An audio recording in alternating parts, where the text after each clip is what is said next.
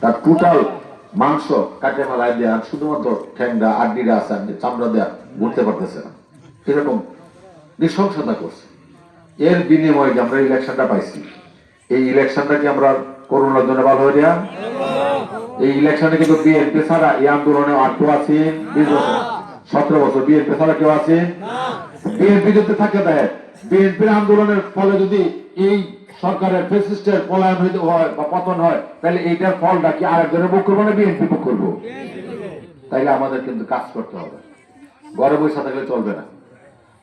ভোটারকে বলতে হবে, এখন ভোটার সচেতন, আপনার চাইতে হবে ভোট। আমরা যদি ভোট না চাই, তাহলে এই 2 কোটিয়াদি বাকন্দাতে আমাদের অজস্র ভোট। এখানে ভোটার সংখ্যা হলো 5,33,000, এর 70% ভোট বিএনপি। ভুল বলছি আমি? এই ভোট থইয়া যদি আমরা ভোট না পাই, তাহলে কিন্তু লজ্জায় আর মুখ দেখাতে পারবো না, আপনারাও পারবেন না।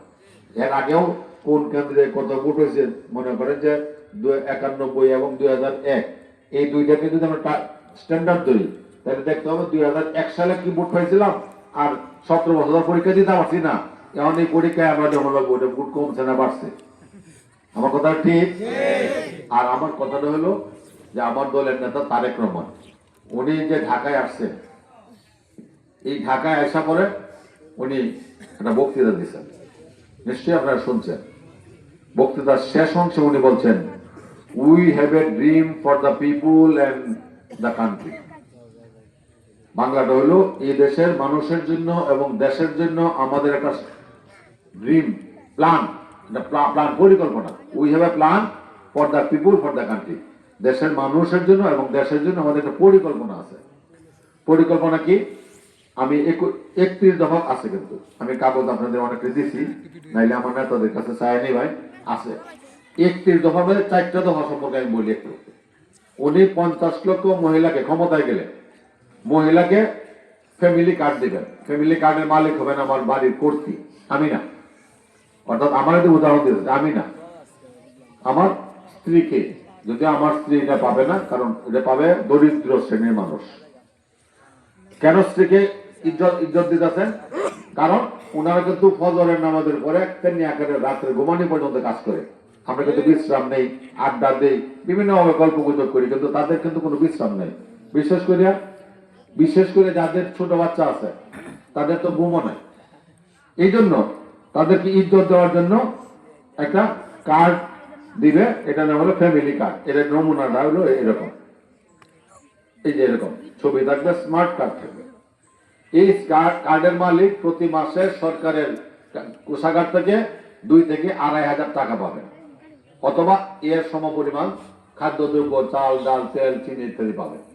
আর ওনাদের যদি বয়স থাকে, তাহলে ট্রেনিং দিয়ে তাদের চাকরির ব্যবস্থা করবেন।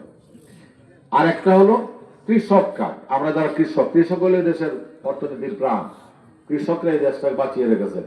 এই কৃষকের জন্য থাকবে একটা কৃষি কার্ড, সবার জন্য স্মার্ট কার্ড থাকবে। এই কৃষক কার্ড দিয়ে আপনি স্বল্প মূল্যে বীজ, আপনার ওই কীটনাশক এবং সার পাবেন।